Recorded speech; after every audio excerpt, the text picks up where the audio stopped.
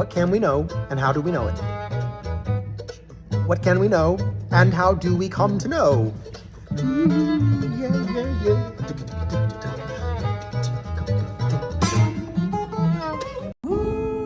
Traveling Travs, Traveling String Camp. You go, Claire. Dep Tribes feed the world. Travelin' Travs, Travelin' String Camp, sharing and teaching music in your community.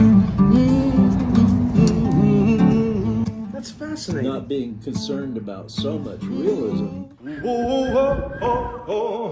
Like Picasso would turn pieces of heads around, so you see a side view and a front view at the same time. That's fascinating. I think of filmmaking like that sometimes. You're creating this world with cuts and changes in perspective and music that kind of simulates.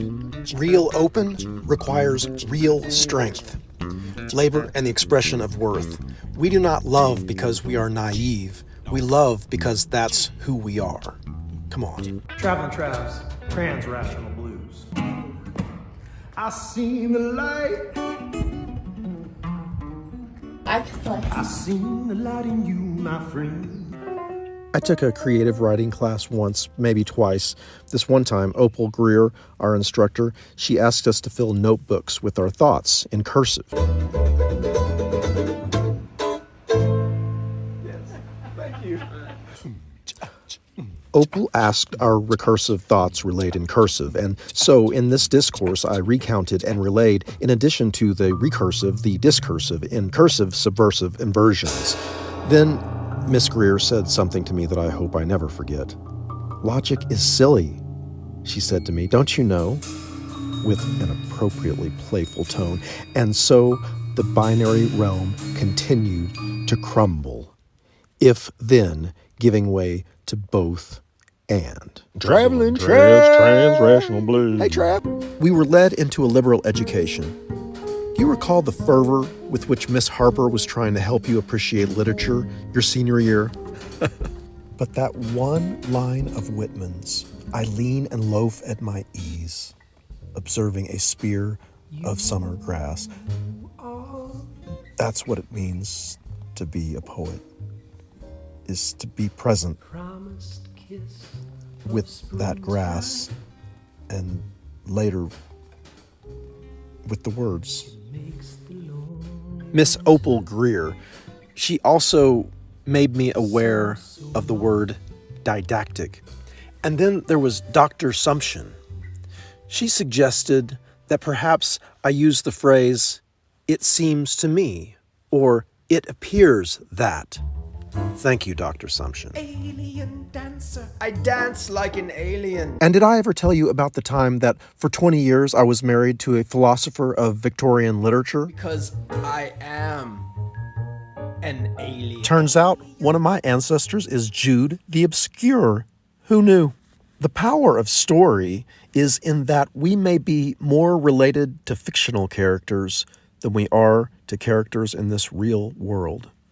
It may be a happier and healthier alternative. And then there was Nina Bjornsson, who I must refer to as like the great royal Icelandic feminist. Through Dr. Bjornsson's teachings, I encountered the writings of bell hooks. Yes, education. Then there was Penny Sanders, a mental health care practitioner who introduced me to Carl Rogers and the practice of unconditional positive regard in the therapy room. Then there was Shirley Seaton and Feb Chi Garcia in physical therapy and many other great physical therapy teachers. I've just been talking about my feminine teachers, my female teachers. Thank you, sisters. Thank you, mothers.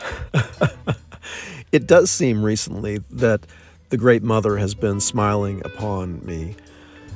It does seem also that the Abrahamic religions tried to kill her. Is that fair enough if we're speaking like poets? I'm not trying to offend anyone. I'm not trying to discount anyone's religions. I'm just asking us to look at history. Possibly like Franz de Waal, the great primatologist, says, we're not going to destroy the religions. That would be ridiculous. We all read novels as if they are true. Sometimes reality obscures what fiction can help us to see clearly.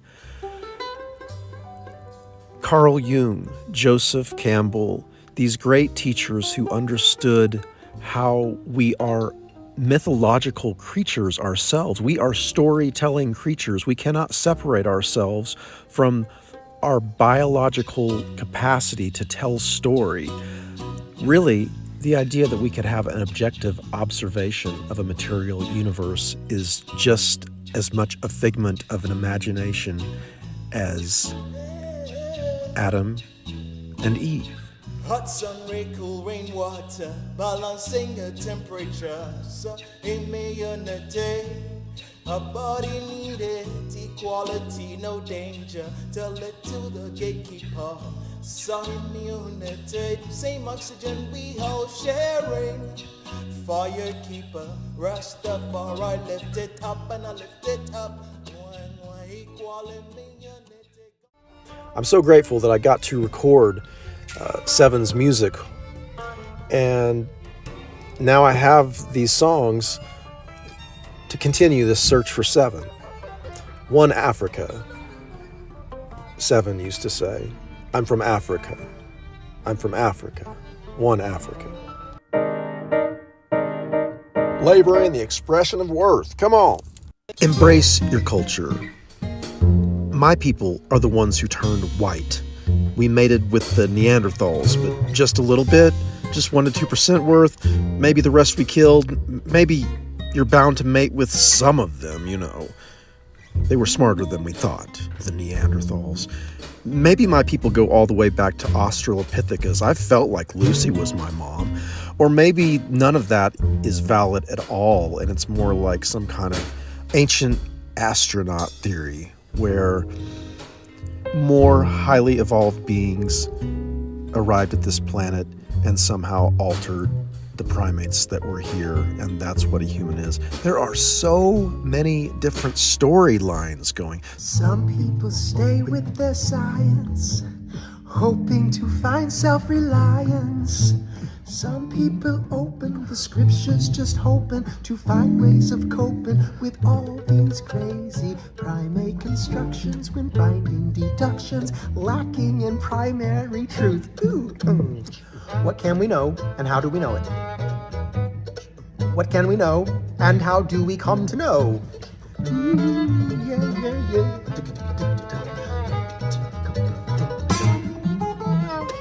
Human experience varies. Why not just eat these strawberries? Tigers above us and tigers below down there. What can we ever really know? I see you, my friend, as we move toward the end. I'm aware of my own ego. Is that so?